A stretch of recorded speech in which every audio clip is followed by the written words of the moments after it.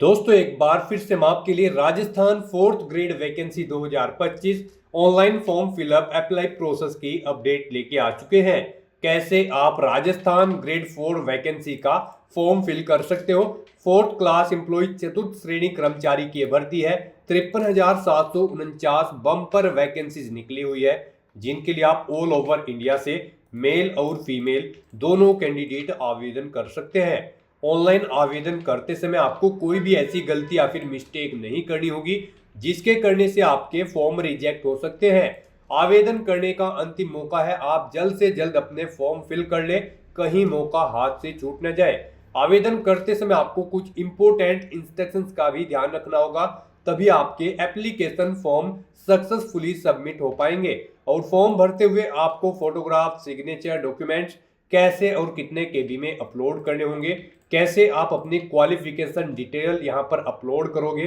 कैसे आप यहाँ पर डिपार्टमेंट की प्रेफरेंस दोगे, साथ ही साथ कैसे आप अपना OTR registration one time registration complete करते हुए रजिस्ट्रेशन से प्रिंट तक अपना फॉर्म फिल करोगे। तो कंप्लीटली जानकारी के लिए आपको ये वीडियो शुरू से लेके एंड तक बिना स्किप किए हुए देखनी होगी। इस वीडियो को कंप्लीटली देखने पर ही आपके सभी सवाल और डाउट क्लियर होंगे। तो चलिए दोस्तों, बिना कोई वक्त गंवाए शुरू करते हैं Rajasthan fourth grade vacancy 2025 form fill up की पूरी जानकारी। फॉर्म भरने से पहले आपको हमारी वेबसाइट IND सरकारी नौकरी के इस पेज पर विजिट करना होगा, जिसका लिंक आपको नीचे description plus first comment box में मिल जाएगा। और हमारे इस पेज पर विजिट करके आप यहां से राजस्थान फोर्थ ग्रेड वैकेंसी का फॉर्म भर सकते हो।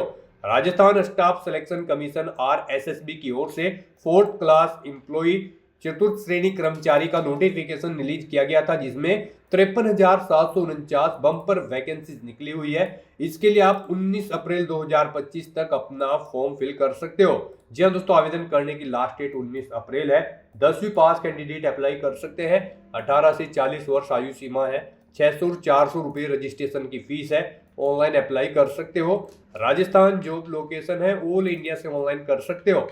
hso.rajasthan.gov.in इसकी ऑफिशियल वेबसाइट है, जिससे आप ऑनलाइन अप्लाई कर सकते हो। इंपोर्टेंट लिंक सेक्शन में ऑफिशियल नोटिफिकेशन PDF और वैकेंसी इंक्रीज नोटिस PDF के लिंक दिए गए, इन पर क्लिक करके आप यहां से नोटिफिकेशन के PDF चेकआउट कर सकते हो। देन यहां पर वैकेंसी इंक्रीज का नोटिफिकेशन भी चेकआउट कर सकते हो। इसमें यहाँ पर जो इसका ऑफिशियल नोटिफिकेशन है, इसमें आपको कंप्लीट इन्फॉर्मेशन दी गई है, जैसे कि आपकी कैटेगरी वाइज वैकेंसीज क्या रहने वाली है, कैसे आप रजिस्ट्रेशन करते हुए अपना फॉर्म फिल करोगे, यहाँ पर आपकी जिलेवार वैकेंसीज क्या रहेगी, क्वालिफिकेशन एज लिमिट के साथ साथ में selection criteria, exam pattern, syllabus और हाउ टू अप्लाई का भी कंप्लीट प्रोसीजर आपको दे दिया गया है। तो अप्लाई ऑनलाइन करने से पहले आपको ये ऑफिशियल एडवर्टाइजमेंट की नोटिफिकेशन की PDF पूरा पढ़ना अनिवार्य है। इसको पूरा पढ़ने से आपके सभी सवाल और डाउट क्लियर होंगे। PDF रीड आउट करने के बाद में आपको अप्लाई ऑनलाइन लिंक पर क्लिक करना होगा, तो आपके सामने इसका ऑनलाइन का पोर्टल ओपन हो जाएगा। यहाँ पर गाइज अगर आपने राजस्थान सिंगल साइन ऑन के पोर्टल पर पहले से रजिस्ट्रेशन कर रखा है, तो यहाँ पर आकर आपको अपनी SSO ID या फिर यूजर नेम एंटर करना है, अपना पासवर्ड आपको एंटर करना है, ये कैप्चा कोड आपको यहाँ पर एंटर करना है और लॉगिन की इस बटन पर क्लिक करके आपको अपने डैशबोर्ड में लॉगिन कर लेना है और फिर वहाँ से आपको अपना फॉर्म अप्लाई करना है। और गाइज अगर आप यहाँ पर राजस्थान सिंगल साइन ऑन के पोर्टल से किसी भी भर्ती के लिए फर्स्ट टाइम अप्लाई करने जा रहे हो, तो सबसे पहले यहाँ पर आपको अपना रजिस्ट्रेशन करना होगा। उसके लिए आपको रजिस्ट्रेशन की ये टैब दी गई है, तो यहाँ पर आपको रजिस्ट्रेशन की इस टैब पर क्लिक करना है। उसके बाद आपके सामने यहाँ पर रजिस्ट्रेशन का इंटरफेस ओपन होगा। यहाँ पर भी आपके पास दो ऑप्शन है, आप सिंपली सिटीजन या फिर उद्योग है तो आप इस ऑप्शन पर क्लिक करें, गवर्नमेंट एम्प्लॉय है तो आप इस ऑप्शन पर क्लिक करें गवर्नमेंट एम्प्लॉय की टैब पर। फिर यहाँ पर आप अपना SIPF इस ऑप्शन पर क्लिक करें, फिर आप अपना SIPF नंबर एंटर करें, अपना SIPF का पासवर्ड एंटर करें और नेक्स्ट ऑप्शन पर क्लिक करके अपना रजिस्ट्रेशन की आगे की टास्क कंप्लीट कर ले। गाइस यहाँ पर अगर आप सिंपली सिटीजन है तो आपको इस ऑप्शन पर क्लिक करना है। फिर यहाँ पर आपको रजिस्ट्रेशन करने के लिए दो ऑप्शन मिलेंगे, आप यहाँ पर जन आधार और गूगल के थ्रू अपना रजिस्ट्रेशन कर सकते हो। जन आधार के थ्रू केवल राजस्थान रेजिडेंट के कैंडिडेट ही अपना रजिस्ट्रेशन कर सकते हैं और गूगल के थ्रू यहाँ पर राजस्थान के साथ साथ सभी स्टेट के कैंडिडेट अपना वन टाइम रजिस्ट्रेशन कर सकते हैं। तो यहाँ पर आपको गूगल के इस ऑप्शन पर क्लिक करना है। उसके बाद आपके सामने कुछ इस तरह से इंटरफेस ओपन होगा। अब यहाँ पर आपको अपनी जीमेल ID एंटर करनी है और फिर आपको नेक्स्ट के इस ऑप्शन पर क्लिक कर देना है। उसके बाद यहाँ पर आपको कंटिन्यू की स्टेप पर क्लिक करना है। नेक्स्ट आपके सामने कुछ इस तरह से इंटरफेस शो होगा। आपकी ईमेल आईडी के शुरू के कैरेक्टर को यहाँ पर आपका एसएसओ आईडी या फिर यूजर नेम सेट कर दिया गया है एसएसओ की तरफ से। अगर इसमें आप चेंज करना चाहते हैं तो आप अपने अकॉर्डिंग ABCD XYZ कुछ भी आप इसमें चेंज कर सकते हो। और फिर यहाँ पर अगर ये ग्रीन कलर में है तो यानी कि ये यूजर नेम अवेलेबल है, और अगर ये रेड कलर में होगा और यहाँ पर क्रॉस का निशान होगा तो फिर ये अवेलेबल नहीं होगा। आपको उसमें कुछ चेंज करना होगा और अपने अकॉर्डिंग यहाँ पर आपको अपना यूजर नेम सेट कर लेना है। उसके बाद यहाँ पर आपको अपना पासवर्ड एंटर करना है। गाइस यहाँ पर आपका पासवर्ड 8 से 30 कैरेक्टर के बीच में होना चाहिए। यहाँ पर आपको पासवर्ड की गाइडलाइन दी गई है। इस गाइडलाइन के अकॉर्डिंग आपको अपना पासवर्ड यहाँ पर रेडी करना है। आपको कुछ इस फॉर्मेट में अपना पासवर्ड यहाँ पर रेडी करना है। मीन्स आपका पासवर्ड यहाँ पर अल्फा न्यूमेरिक फॉर्मेट में होना चाहिए। आपके पासवर्ड में कम से कम एक अपर केस कैरेक्टर, एक लोअर केस कैरेक्टर, एक इंटीजर नंबर और एक स्पेशल कैरेक्टर जैसे कि @ या फिर डॉलर होना चाहिए। तो इस फॉर्मेट में यहाँ पर आपको अपना पासवर्ड सेट करना है। वही पासवर्ड आपको कंफर्म पासवर्ड फील्ड में एंटर करना है। उसके बाद यहाँ पर आपको अपना मोबाइल नंबर एंटर करना है। फिर आपको इसे नीचे स्क्रॉल डाउन करना है। फिर यहाँ पर आपको अपना मोबाइल नंबर एंटर करना है या फिर ईमेल आईडी एंटर करनी है। और उसके बाद गाइस यहाँ पर आपको रजिस्टर की इस टैब पर क्लिक कर देना है। इस तरह से यहाँ पर आपका रजिस्ट्रेशन सक्सेसफुली कंप्लीट हो जाएगा। आपको एक यूजर आईडी और पासवर्ड आपके रजिस्टर्ड मोबाइल नंबर पर सबमिट कर दिया गया है। आपको उसे केयरफुली नोट डाउन करके रख लेना है फ्यूचर यूज के लिए। और यहाँ पर अब आपको ओके के इस बटन पर क्लिक करना है।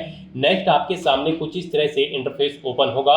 गाइस यहाँ पर अब आपको अपनी एसएसओ आईडी या फिर यूजर नेम एंटर करना है। उसके बाद आपको अपना पासवर्ड एंटर करना है जो आपके मोबाइल नंबर पर आया है या फिर आपने जो क्रिएट किया है।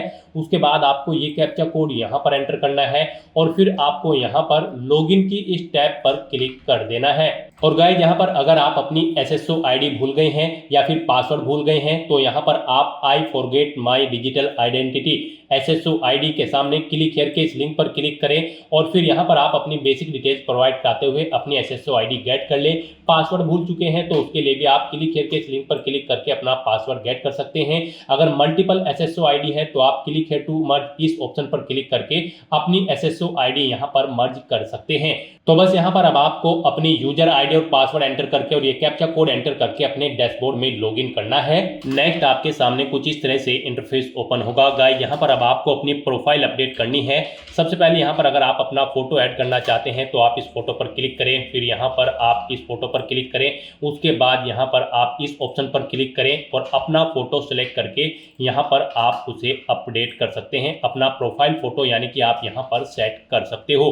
उसके बाद यहाँ पर आप अपना फर्स्ट नेम चेंज करना चाहते हैं तो इसे आप चेंज कर सकते हैं। लास्ट नेम चेंज करना चाहते हैं तो इसे आप चेंज कर सकते हैं। उसके बाद यहाँ पर आपका जो डिस्प्ले नेम, आपकी प्रोफाइल का जो डिस्प्ले नेम होगा वो यहाँ पर आप एंटर कर दें। इसे आप अपने अकॉर्डिंग यहाँ पर सेट कर सकते हैं। फिर यहाँ पर आपको अपनी डेट ऑफ बर्थ इस कैलेंडर में से सिलेक्ट कर लेनी है। उसके बाद यहाँ पर आपको अपना जेंडर सिलेक्ट करना है, आप मेल हो, फीमेल हो या फिर ट्रांसजेंडर या फिर अदर।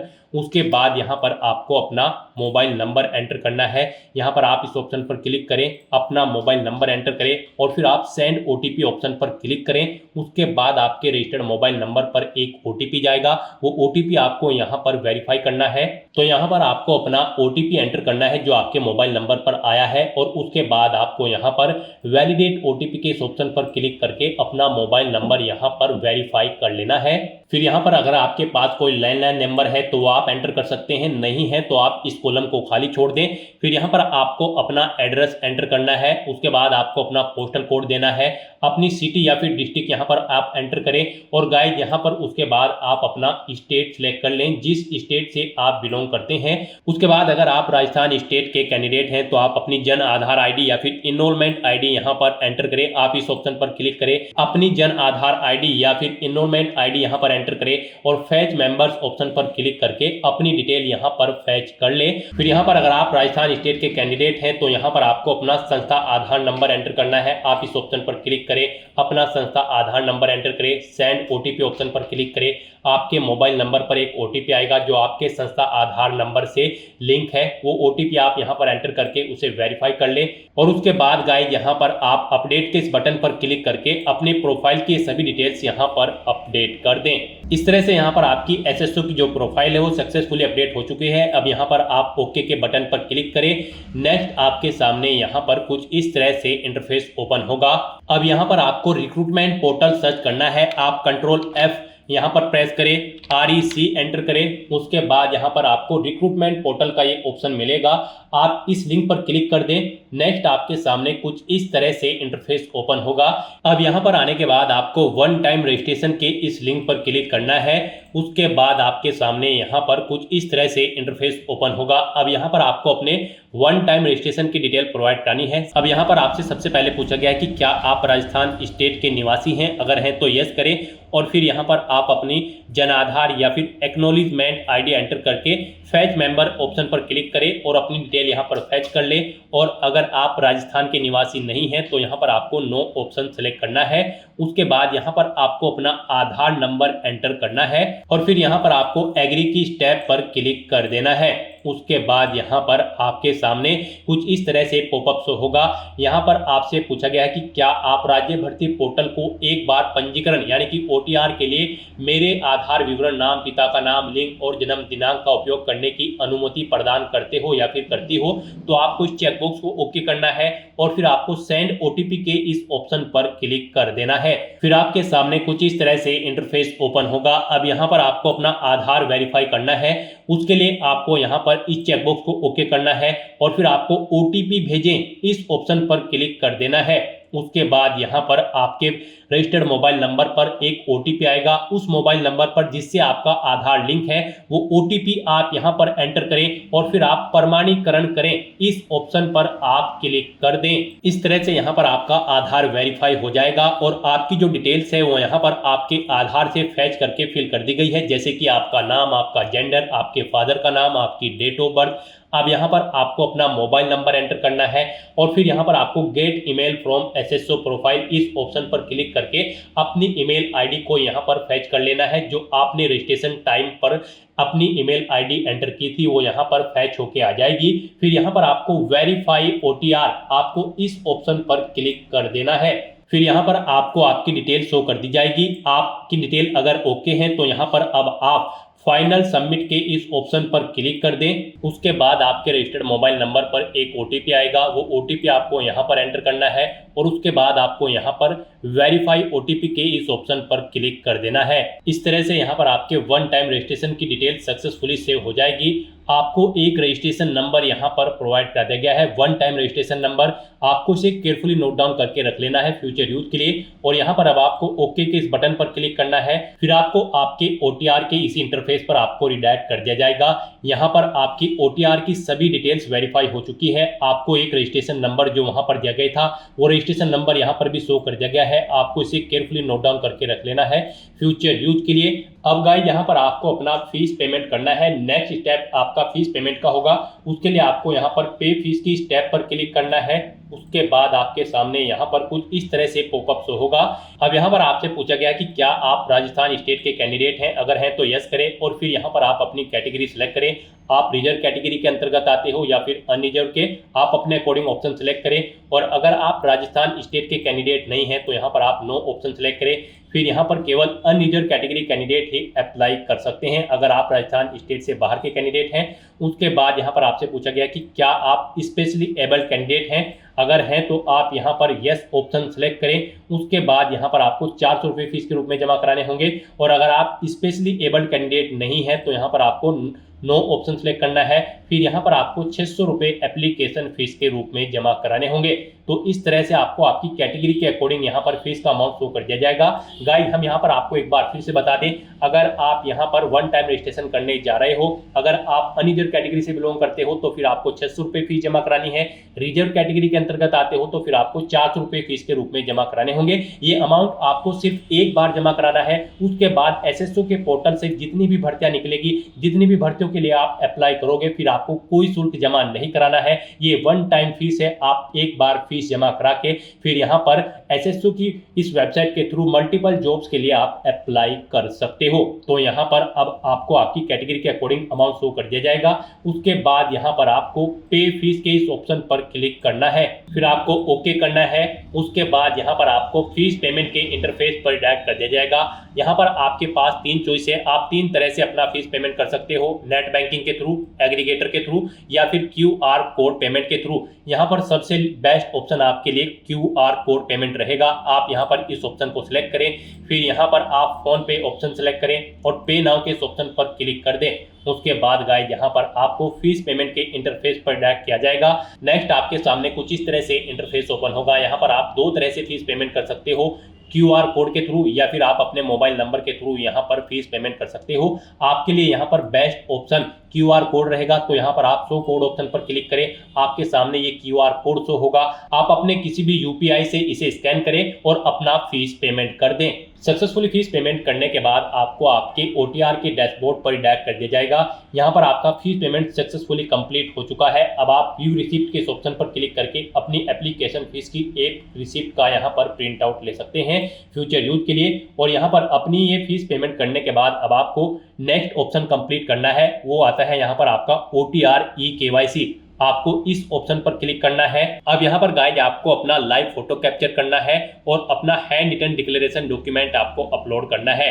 लाइव फोटो कैप्चर करने के लिए आपको कुछ गाइडलाइंस दी गई है, इन्हें ध्यान में रखते हुए आपको अपना फोटो यहाँ पर कैप्चर करना है। यहाँ पर 5 सेकंड के टाइमर के पश्चात अभ्यर्थी अपनी पलक 2-3 बार झपकाए। यदि आपकी फोटो बंद आंखों के साथ कैप्चर हुई है तो आप दोबारा से अपनी फोटो कैप्चर करें और फोटो कैप्चर करते समय आपको कैमरे की तरफ देखना है। अगर आप चश्मे का इस्तेमाल करते हैं तो आप अपना फोटो चश्मे के साथ ही लें, परंतु इस बात का ध्यान रखें कि चश्मे पर रोशनी के कारण फोटो अस्पष्ट अथवा चमक के साथ कैप्चर ना हो। बिल्कुल साफ फोटो आपका होना चाहिए। साथ ही साथ यहाँ पर अभ्यर्थियों को सुनिश्चित करना होगा कि लाइव फोटो साफ एवं पर्याप्त रोशनी में पृष्ठभूमि के साथ ली गई हो। धुंधली अथवा अंधकार में फोटो यहाँ पर एक्सेप्ट नहीं होगी। गाइस यहाँ पर अगर आपका फोटो स्पष्ट नहीं है तो आप बार बार अपना फोटो कैप्चर कर सकते हैं, परंतु एक बात आपको याद रखनी है, OTP के माध्यम से वेरिफिकेशन के पश्चात फाइनल सबमिट किए जाने के बाद आपको अवसर नहीं मिलेगा। उससे पहले ही आपको अपना फोटो यहाँ पर कैप्चर कर लेना है, फिर आप चेंज नहीं कर पाओगे। तो यहाँ पर इन दिशा निर्देश को रीड करने के बाद आपको इस चेकबॉक्स को ओके करना है। उसके बाद आपको टेक फोटो इस ऑप्शन पर क्लिक करना है। तो यहाँ पर अपना फोटो कैप्चर करने के बाद फिर आपको अपना handwritten declaration document upload करना है। उसके लिए यहाँ पर आपको फॉर्मेट दिया गया है, आप सैंपल फाइल के इस लिंक पर क्लिक करें। नेक्स्ट आपके सामने यहाँ पर ये PDF ओपन हो जाएगी। गाइस यहाँ पर आपको इस PDF का एक हार्ड कॉपी प्रिंट आउट ले लेना है और उसके बाद आपको उस हार्ड कॉपी प्रिंट आउट पर अपना नाम मेंशन करना है, अपने फादर का नाम मेंशन करना है, अपनी डेट ऑफ बर्थ देनी है, यहाँ पर आपको अपने हस्ताक्षर करने हैं और उसके बाद आपको ये कंप्लीट डाटा फिर यहाँ पर मेंशन कर देना है अपने हाथ से ब्लू इंक पेन से। और उसके बाद यहाँ पर आपको अपने सिग्नेचर कर देने हैं। फिर ऐसे ही आपको यहाँ पर इंग्लिश में भी अपनी राइटिंग देनी है। उसके लिए यहाँ पर आपको इंग्लिश का परफॉर्मा दिया गया है। यहाँ पर भी आने के बाद आपको फिर अपना नाम एंटर करना है इंग्लिश में, अपने फादर का नाम एंटर करना है इंग्लिश में, अपनी डेट ऑफ बर्थ देनी है और फिर यहाँ पर आपको अपने सिग्नेचर करने हैं। और उसके बाद आपको ये कंप्लीट डाटा फिर अपने हैंड से ब्लू इंक पेन से आपको फिर दोबारा से इंग्लिश में यहाँ पर राइट कर देना है। उसके बाद गाइस यहाँ पर आपको अपनी SSO ID एंटर करनी है, अपना OTR वन टाइम रजिस्ट्रेशन का जो नंबर आपको मिला है वो रजिस्ट्रेशन नंबर यहाँ पर आपको एंटर करना है, अपना परमानेंट एड्रेस आपको यहाँ पर मेंशन कर देना है और यहाँ पर आपको अपने सिग्नेचर कर देने हैं। इस तरह से आपको अपना ये हैंड रिटन डिक्लेरेशन डॉक्यूमेंट तैयार कर लेना है और फिर इसका आपको फोटो खींचकर अपने कंप्यूटर में सेव कर लेना है, यानी कि इसकी एक सॉफ्ट कॉपी। और फिर आपको अपना वो डॉक्यूमेंट यहाँ पर अपलोड करना होगा। यहाँ पर आपका ये डॉक्यूमेंट PDF फॉर्मेट में होना चाहिए, साइज उसका 100 से 200 KB के बीच में होना चाहिए। तो यहाँ पर आपको चूज फाइल बटन पर क्लिक करना है, फाइल को सिलेक्ट करना है और अपना ये हैंड रिटन डिक्लेरेशन डॉक्यूमेंट यहाँ पर अपलोड कर देना है। गाइस हम आपको सैंपल के तौर पर दिखा रहे हैं, कुछ इस तरह से यहाँ पर आपको अपना हैंड रिटन डिक्लेरेशन डॉक्यूमेंट तैयार करना है और फिर इसे आपको अपलोड कर देना है। अपना फोटो अपलोड करने के बाद और हैंड रिटन डिक्लेरेशन अपलोड करने के बाद अब आपको सबमिट eKYC की इस टैब पर क्लिक करना है। उसके बाद में आपको इन चेक बॉक्सेस को ओके करना है और सेंड ओटीपी की टैब पर क्लिक कर देना है। एक ओटीपी आपके मोबाइल नंबर और ईमेल एड्रेस पर सबमिट किया गया है, वो ओटीपी आपको इस बॉक्स में एंटर करना होगा और फाइनल सबमिट की इस टैब पर क्लिक कर देना होगा। इस तरह से आपकी OTR eKYC कंप्लीट हो चुकी है। तो यहाँ पर अब आपके तीनों स्टेप कंप्लीट हो चुके हैं। आपकी प्रोफाइल यहाँ पर अपडेट हो चुकी है, फीस पेमेंट आप कर चुके हो, अपनी eKYC आप कंप्लीट कर चुके हो। अब यहाँ पर आकर आपको होम के इस लिंक पर क्लिक कर देना है। उसके बाद यहाँ पर आपको आपके डैशबोर्ड में डायरेक्ट कर दिया जाएगा। यहाँ पर आने के बाद आपको ऑनगोइंग रिक्रूटमेंट सेक्शन में आना है और यहाँ पर आपको class 4 employ direct recruitment 2024 RSSB के सामने अप्लाई नाउ के इस लिंक पर क्लिक कर देना है। उसके बाद आपके सामने कुछ इस तरह से इंटरफेस ओपन होगा। अब यहाँ पर आने के बाद आपको क्लास 4 की इस टैब पर क्लिक कर देना है। फिर यहाँ पर आपके सामने कुछ इस तरह से इंटरफेस होगा। यहाँ पर आपसे आपका OTR डाटा रिव्यू आपको दिया गया है। आप ये डाटा यहाँ पर कंफर्म करें। अगर अपडेट करना चाहते हैं तो आप अपडेट के बटन पर क्लिक करके अपडेट कर सकते हैं। सभी चीज़ें ओके हैं तो यहाँ पर अब आप प्रोसीड की इस टैब पर क्लिक करें और उसके बाद यहाँ पर आपके सामने कुछ इस तरह से इंटरफेस ओपन हो जाएगा। यहाँ पर आपका एप्लीकेशन फॉर्म स्टार्ट हो चुका है। कुछ चीज़ें यहाँ पर आपको ऑटोमेटिकली फिल मिल गई है, जो आपके रजिस्ट्रेशन टाइम पे आपने प्रोवाइड कराई थी, वो यहाँ पर आपको कुछ चीज़ें ऑटोमेटिकली फिल मिल गई है। अब यहाँ पर आने के बाद बस आपको अपनी माता का नाम यहाँ पर एंटर करना है। फिर यहाँ पर आपको अपनी श्रेणी सेलेक्ट कर लेनी है। आप किस श्रेणी से बिलोंग करते हैं। राजस्थान स्टेट से अलग कैंडिडेट अगर अप्लाई करते हैं तो केवल जनरल कैटेगरी कैंडिडेट अप्लाई कर सकते हैं। फिर यहाँ पर अगर आप विशेष दिव्यांगजन श्रेणी के अंतर्गत आते हैं तो यहाँ पर आप ऑप्शन सिलेक्ट करें किस दिव्यांगजन श्रेणी के अंतर्गत आप आते हैं। नहीं आते हैं तो यहाँ पर आप नॉट एप्लीकेबल ऑप्शन सिलेक्ट कर लें। उसके बाद यहाँ पर आपको उप विशेष दिव्यांगजन श्रेणी सिलेक्ट करनी है अगर आप दिव्यांगजन श्रेणी के अंतर्गत आते हो। उसके बाद यहाँ पर आपको अपनी श्रेणी का प्रमाण पत्र संख्या देनी होगी और फिर आपको बताना होगा कि क्या आपको स्रोत लेखक की आवश्यकता है। अगर है तो यहाँ पर आप स्वयं उसकी प्रबंध करेंगे या फिर विभाग को उसका प्रबंध करना है, यहाँ पर आपको ऑप्शन मिल जाएगा। और गई अगर आप यहाँ पर विशेष दिव्यांगजन श्रेणी के अंतर्गत नहीं आते हो तो फिर आगे के ये ऑप्शन आपको यहाँ पर डिसेबल्ड कर दिए जाएंगे। उसके बाद यहाँ पर आपको अपना रिलीजन सिलेक्ट करना है, अपनी वैवाहिक स्थिति मैरिटल स्टेटस आपको बताना है, आप मैरिड हो या फिर अनमैरिड हो या फिर डाइवोर्स हो, आप अपने अकॉर्डिंग ऑप्शन सेलेक्ट करें। उसके बाद यहाँ पर अगर आप मैरिड हो तो यहाँ पर आपको अपने जीवित बालक की संख्या देनी है और आपको यहाँ पर आपका मोबाइल नंबर ऑटोमेटिकली फिर मिल जाएगा। अपना व्हाट्सएप मोबाइल नंबर देना चाहते हैं तो वो यहाँ पर आप दे सकते हैं। आपके पास जन आधार ID है तो वो आप यहाँ पर एंटर कर सकते हैं, नहीं है तो इस कॉलम को आप खाली छोड़ दें। गाइस यहाँ पर जिन कॉलम के सामने रेड कलर का स्टार बना हुआ है उनमें आपको डिटेल्स देनी मस्ट है और जिनमें नहीं बना हुआ है वो ऑप्शनल है, आप उनकी डिटेल चाहे तो दें चाहे या फिर न दें। उसके बाद यहाँ पर आपसे पूछा गया है क्या आप राजस्थान के अनुसूचित क्षेत्र से संबंधित हैं। अगर हैं तो आप यस करेंगे, नहीं तो आप नो ऑप्शन यहाँ पर सिलेक्ट करेंगे। अगर आप राजस्थान स्टेट से बाहर के कैंडिडेट हैं उसके बाद यहाँ पर आपको अपना कोरोस्पोंडेंस एड्रेस एंटर करना है। कोरोस्पोंडेंस एड्रेस में आपको अपना स्टेट चुनना है, अपना डिस्ट्रिक्ट चुनना है, शहर या फिर गाँव का नाम देना है, अपना पिन कोड देना है, अपना फ़ोन नंबर देना है, ये ऑप्शनल है। इस तरह से अपनी डिटेल्स फिल करने के बाद अब गाइज यहाँ पर आपको नेक्स्ट के इस ऑप्शन पर क्लिक कर देना है। फिर आपसे पूछा गया है जो मोबाइल नंबर और ईमेल आईडी आपने दी है क्या वो करेक्ट है। अगर करेक्ट है तो यहाँ पर आप यस के इस ऑप्शन पर क्लिक करें। बेसिक डिटेल्स प्रोवाइड कराने के बाद अब आपको अपनी पर्सनल डिटेल्स यहाँ पर देनी है। सबसे पहले यहाँ पर आपको अपनी नेशनलिटी सिलेक्ट कर लेनी है। फिर यहाँ पर आपको अपना स्टेट सेलेक्ट कर लेना है। उसके बाद यहाँ पर आपको अपना डिस्ट्रिक्ट सेलेक्ट कर लेना है। फिर आपसे पूछा गया है कि क्या आप इंडिया में कहीं बाहर से सेटल्ड हुए हैं। अगर हुए हैं तो आप यहाँ पर यस करें और फिर किस देश से आप सेटल्ड हुए हैं उस देश का नाम आप यहाँ पर सिलेक्ट करें और अगर आप इंडिया से ही हैं तो यहाँ पर आपको नो ऑप्शन सेलेक्ट करना है। उसके बाद आपसे पूछा गया है कि क्या आप भूतपूर्व सैनिक हैं। अगर हैं तो आप यहाँ पर यस ऑप्शन सेलेक्ट करें और फिर अपना सर्विस का स्टेटस बताएं, आप रिटायर्ड है या फिर सर्विस पर हैं। अगर सर्विस पर है तो फिर यहाँ पर आपको अपना NOC लेटर नंबर देना है, डेट ऑफ NOC यहाँ पर आपको सिलेक्ट करनी है और अगर आप रिटायर्ड हो चुके हैं तो रिटायर्ड ऑप्शन सेलेक्ट करें। फिर आपको अपना PPO नंबर देना है, डेट ऑफ रिटायरमेंट यहाँ पर आपको सिलेक्ट करनी है और अगर आप भूतपूर्व सैनिक नहीं है तो यहाँ पर आपको नो ऑप्शन सेलेक्ट करना है। आगे की डिटेल आपको डिसेबल्ड कर दी जाएगी। उसके बाद आपसे पूछा गया कि क्या आप स्पोर्ट पर्सन हैं। अगर हैं तो यहाँ पर आप यस ऑप्शन सेलेक्ट करें। स्पोर्ट पर्सन किस टाइप से हैं, आप नेशनल या फिर इंटरनेशनल लेवल के, आप अपने अकॉर्डिंग ऑप्शन सेलेक्ट करें और अगर आप नहीं हैं स्पोर्ट पर्सन तो आपको नो ऑप्शन सेलेक्ट करना है। है। फिर यहाँ पर आपसे पूछा गया कि क्या आप मौजूदा सरकारी विभाग या फिर सार्वजनिक उपक्रम कर्मचारी हैं, अगर हैं तो आप यहाँ पर यस करें और फिर यहाँ पर डिपार्टमेंट का नाम एंटर करें, नहीं है तो आप नो ऑप्शन सेलेक्ट कर लें। उसके बाद आपसे पूछा गया कि क्या आप एज में एडिशनल इलेक्शन चाहते हैं, अगर यहाँ पर एडिशनल इलेक्शन एक्स प्रिजनर यानी कि जेलर को मिलेगा, एनसीसी कैडेट इंस्ट्रक्टर को मिलेगा, आर्मी कैंडिडेट को मिलेगा। यहाँ पर अगर आपको नहीं चाहिए एज में इलेक्शन तो फिर आपको नॉट एप्लीकेबल ऑप्शन सेलेक्ट करना है। इस तरह से अपनी ये डिटेल फिल करने के बाद अब आपको नेक्स्ट के इस ऑप्शन पर क्लिक कर देना है। नेक्स्ट गाइस, यहाँ पर आपको अपनी एजुकेशनल क्वालिफिकेशन और एक्सपीरियंस की डिटेल देनी है। यहाँ पर आपको सबसे पहले इस चेकबॉक्स को ओके करना है। उसके बाद यहाँ पर आपको अपनी क्वालिफिकेशन की डिटेल देनी है। यहाँ पर ग्रेड 4 की इस पोस्ट पर अप्लाई करने के लिए आपका 10वीं क्लास पास आउट होना जरूरी है। किसी वेल रिकॉग्नाइज्ड बोर्ड या फिर स्कूल से 10वीं पास कैंडिडेट यहाँ पर इस भर्ती में पार्टिसिपेट करने के लिए एलिजिबल हैं, अप्लाई कर सकते हैं।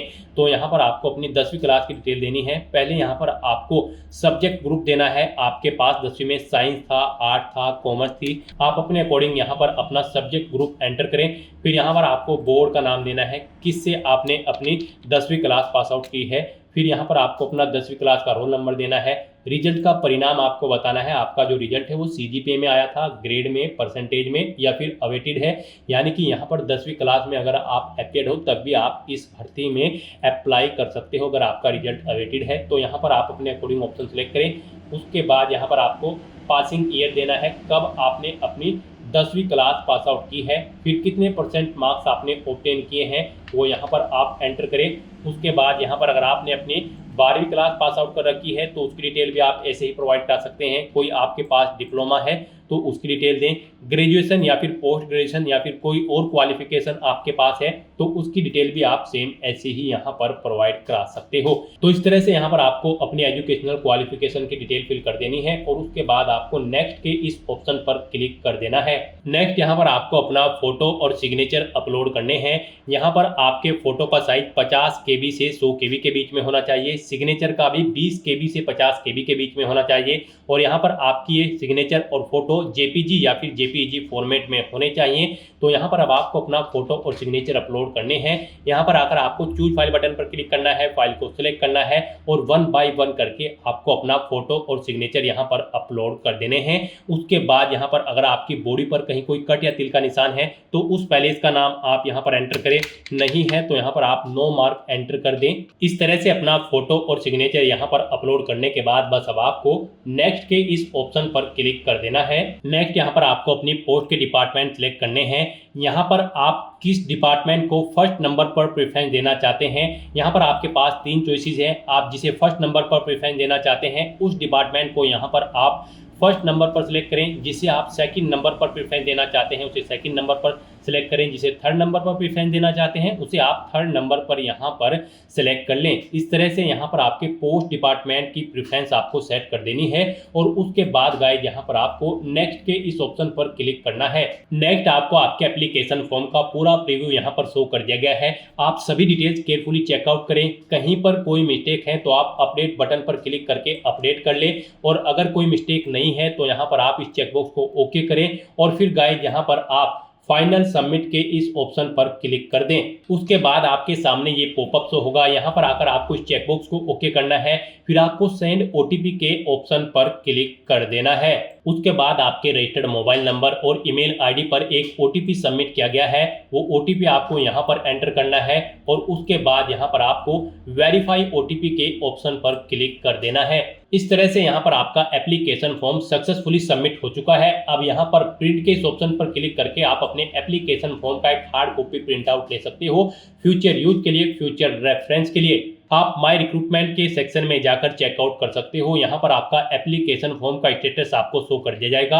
आपका एप्लीकेशन फॉर्म सक्सेसफुली सबमिट हो चुका है। यहाँ से भी आप व्यू एप्लीकेशन ऑप्शन पर क्लिक करके अपने एप्लीकेशन फॉर्म को चेकआउट कर सकते हो। तो दोस्तों ऐसे आप राजस्थान स्टाफ सिलेक्शन बोर्ड 53,749 चतुर्थ श्रेणी कर्मचारी के खाली पदों के लिए अपना फॉर्म अप्लाई कर सकते हो बिना कोई मिस्टेक किए हुए। आज की इस वीडियो में बस इतना ही। आई होप ये वीडियो आपको पसंद आई होगी। अगर पसंद आई हो तो इसे लाइक और शेयर करें। चैनल पर नए हो तो इसे सब्सक्राइब कर लें। Thanks for watching.